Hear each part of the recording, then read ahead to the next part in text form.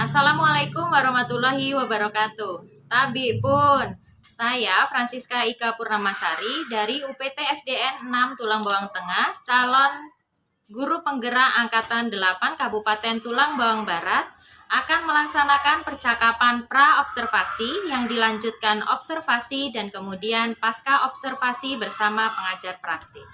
Selamat menyaksikan. Assalamualaikum Bu Prita. Waalaikumsalam Bu. Iya, gimana kabarnya Bu hari ini? Alhamdulillah sehat. Iya, baik Bu. Hari ini kita akan melaksanakan pra-observasi ya Bu. Iya. Iya. Pada tahap pra-observasi ini saya akan mengajukan beberapa pertanyaan. Sebelumnya pra-observasi ini dilakukan untuk melihat sejauh mana persiapan Bu Prita nantinya dalam melakukan observasi.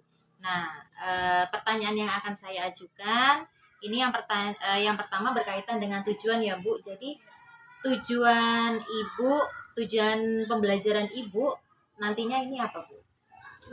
Berdasarkan rancangan pembelajaran yang saya susun, terdapat 3 tujuan pembelajaran yang ingin saya capai, yaitu yang pertama, siswa mengetahui huruf abjad M, baik M besar ataupun M kecil, huruf kapitalnya ataupun huruf kecilnya. Yang kedua, siswa mampu menulis huruf besar M ataupun huruf kecil. Yang ketiga, yaitu siswa mampu mengidentifikasi dan menulis kosakata yang diawali dengan huruf M. Iya, jadi ada 3 ya Bu tujuan pembelajaran yang ingin dicapai. Kemudian pertanyaan selanjutnya nih Bu, bagaimana dengan area pengembangan yang hendak dicapai? Strategi area pengembangan yang hendak saya capai yaitu ada 2. Area pengembangan yang hendak saya capai yaitu ada 2, tentang pengetahuan dan keterampilan. Adapun tentang pengetahuannya yaitu siswa mampu mengidentifikasi dan menyebutkan kosakata yang diawali dengan huruf M melalui video pembelajaran yang ditampilkan. Kemudian tentang keterampilannya yaitu siswa mampu menulis kosakata yang diawali dengan huruf M. Iya, baik Bu. Jadi area pengembangan ada 2 aspek ya Bu, yaitu pengetahuan dan keterampilan. Nah, kemudian bagaimana nih rancangan pembelajaran yang ingin Ibu terapkan dari strategi pembelajaran, dari model pembelajaran dan metode pembelajarannya?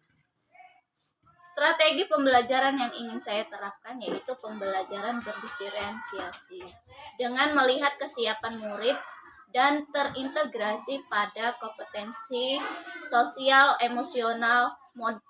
Jika model pembelajaran yang akan saya gunakan adalah berbasis masalah atau problem based learning. Sedangkan metode pembelajaran yang saya lakukan yaitu proses tanya jawab, diskusi kelompok, dan penugasan. Iya.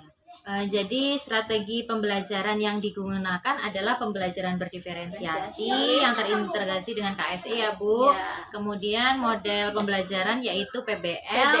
Kemudian metode yang digunakan adalah tanya jawab, diskusi, dan penugasan ya Bu. Ya. Nah, selanjutnya apa media pembelajaran yang akan Ibu gunakan Bu? Media yang saya gunakan di sini adalah video pembelajaran, LKPD, laptop, LCD, proyektor. Iya, baik Bu. Jadi itu tadi ya Bu media pembelajaran yang akan Ibu gunakan. Kemudian kira-kira kapan Ibu akan melaksanakan kegiatan pembelajaran tersebut? Di kelas berapa, hari apa, dan pada jam keberapa Bu?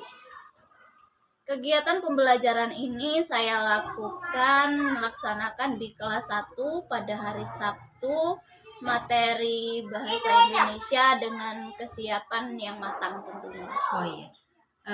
Baik Bu, jadi akan Ibu laksanakan di waktu yang Ibu sebutkan tadi ya. Nah, itu nantinya saya akan masuk ke kelas Ibu untuk melakukan supervisi. Nah, kemudian dari percakapan praobservasi ini, apa yang Ibu dapatkan? Yang saya dapatkan adalah saya lebih merasa percaya diri dalam penyampaian materi pada proses pembelajaran yang akan saya lakukan pada hari tersebut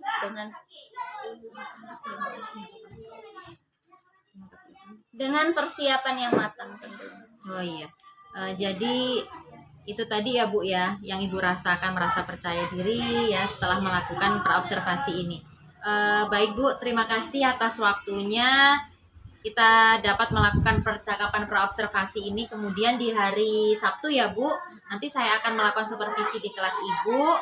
Dan yang terakhir kita akan melakukan nantinya percakapan pasca observasi bersama pengajar praktik. Terima kasih ya Bu. Ya, Assalamualaikum.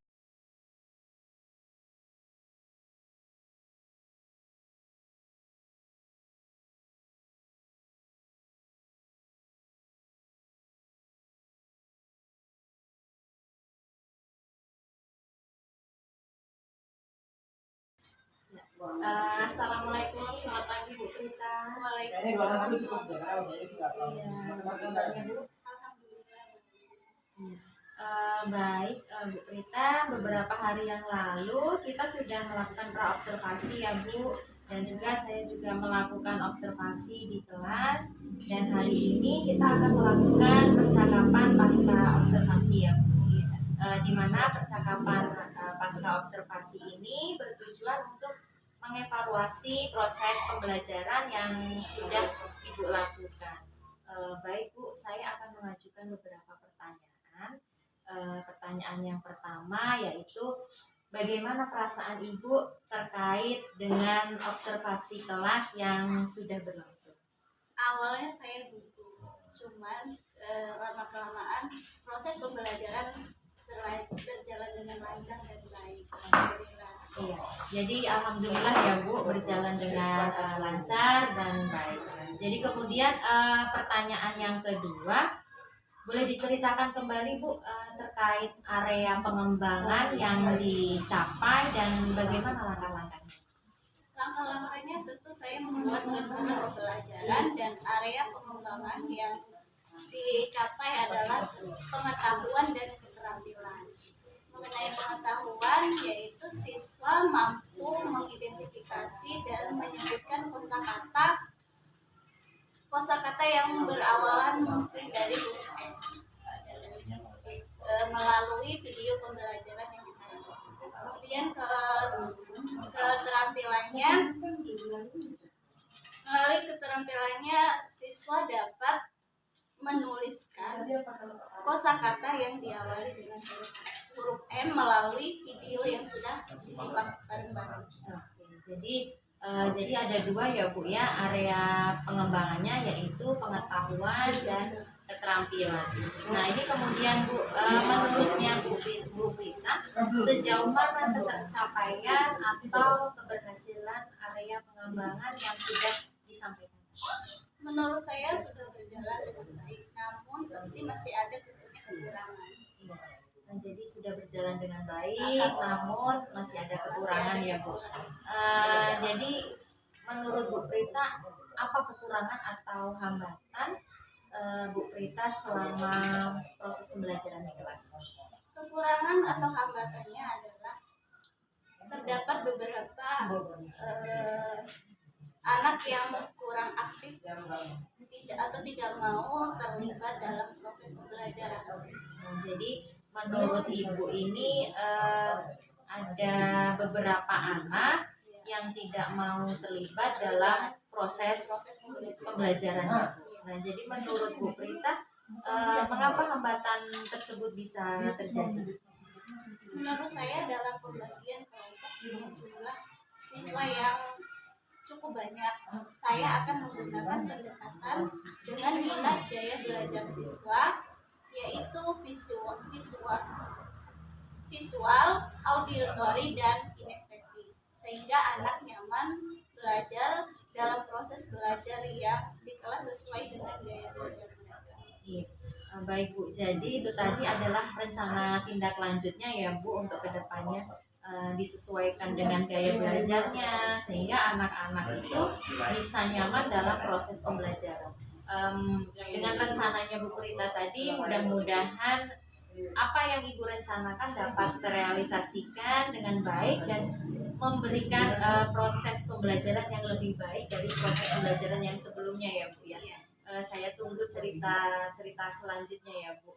Nah, kapan nih Bu perubahan proses ini akan dilakukan? Dalam waktu dekat ini belum saya rencanakan, namun akan saya rancang, kemudian akan saya lakukan kembali dalam waktu secepatnya.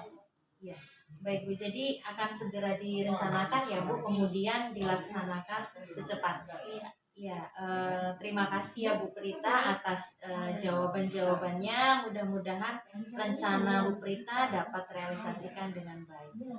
Baik, selanjutnya saya akan beri kesempatan kepada Ibu Yuni Sudiasi sebagai pengajar praksi untuk memberikan umpan balik terkait dengan percakapan pasca observasi. Terima kasih Mbak Siska dan Bu Prita. Terima kasih ya Bu Prita sudah bersedia observasi gitu ya.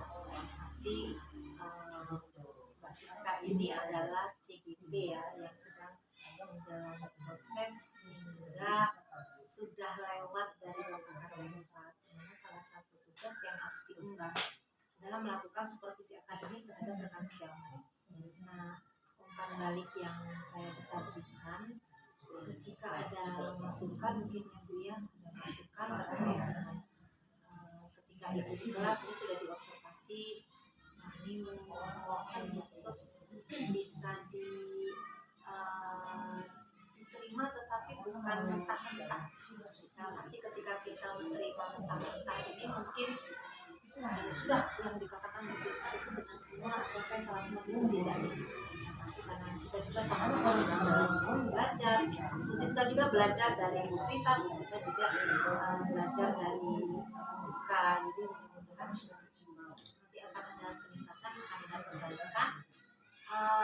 Dan apabila nanti setelah kegiatan ini ada hal yang ingin ditanyakan terkait bagaimana sih mungkin pembelajaran berdiferensiasi itu harus seperti apa, mungkin bisa sharing ya, bisa sharing, mungkin nanti Ibu juga bisa cerita ke teman-teman yang lain, ini loh pembelajaran berdiferensiasi seperti ini dengan kita menggaungkan kompetensi sosial dan emosional misalnya